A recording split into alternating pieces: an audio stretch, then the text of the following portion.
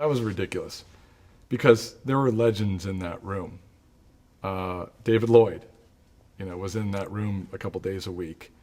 Levitan and Isaacs, who had worked on, MASH and Cheers. Cheers was my, favorite show. And they had worked on that. And of course, Casey Angel Lee had worked on Cheers. So suddenly I'm in a room with them all. And it's just sponge time. It's overwhelming. It's terrifying. You can't get out of your own head. Like, what, do I say this? Do I not say this? Is this funny? It's very hard to be funny when you're worried, when you're working like this. I try to keep that in mind as I hire and fire people, unfortunately, but that you got to give people time to relax and feel comfortable before they can do their best work. But it was an amazing learning experience. I remember very specifically having like these moments where, oh my God, that is brilliant how that worked. I remember when someone explained the concept to me of hiding exposition in a joke. We have to know, for this bit to work later on, we have to know that he's afraid of spiders. So if you say in the beginning of the show, well, of course you're afraid of spiders, so that's going to pay off somewhere along the way, so it's not surprising and it's not very artful. But if in the beginning of the show, that character makes a joke about his fear of spiders, and it feels to the audience like the only reason he's saying that is because it's a funny joke, and it feels like, oh, that was just funny, and it's a quirky little character moment, but it was funny, people won't know. And I just remember going, that is brilliant. Wow. Basic concepts that blew my mind. So I was the luckiest guy in the world because I was in a room with some of the most talented people in the business. I got so lucky. I'm so lucky. Your first job, to be put in a room with people who were good at what they did, who cared about what they did, who had learned from a lineage that went back to Jack Parr, in that room. People, they took forward, they took with them the best of those, the way things were done, and I learned a functioning system.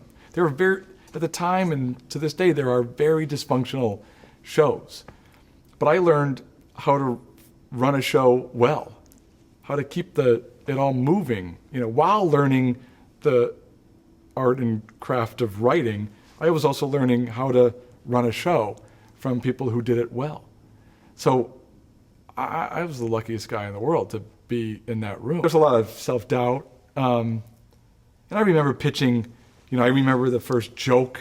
The first joke I pitched, the first thing I pitched there, people went, wow, that is really good. I remember that moment. Like it was a smart joke and people went, that's a good joke. But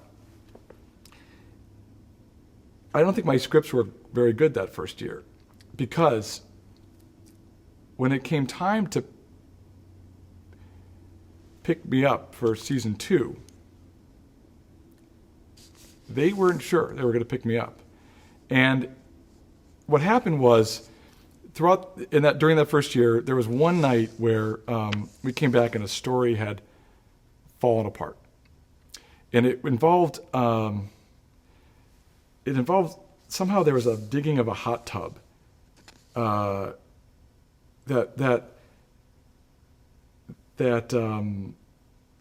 I don't remember what it was exactly, but it involved one of the characters. They were doing a hot tub at one of the characters' houses, and something happened.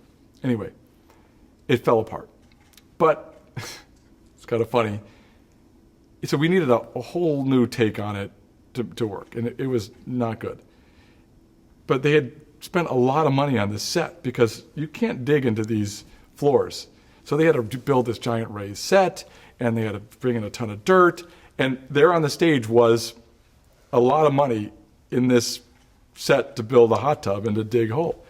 So basically it was like, okay, we got a hole in the ground. What are we going to do? And fortunately for me, at some point after, we were all, what are we going to do? What are we going to do? I pitched this very, very from left field idea that at first they went, yeah, that's weird. And then after about 10 minutes, one of the showrunners said, wait a minute.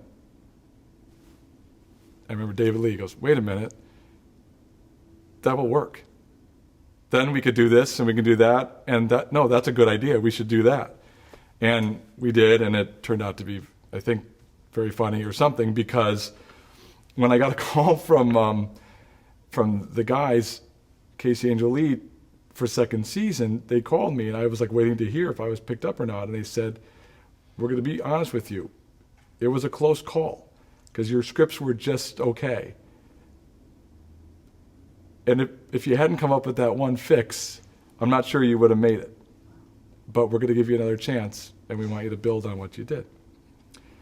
And there was something about it, while that wasn't the biggest vote of confidence in the world, they wanted me back, and that gave me enough confidence where the next season I started doing well. And I definitely earned my place from that point on.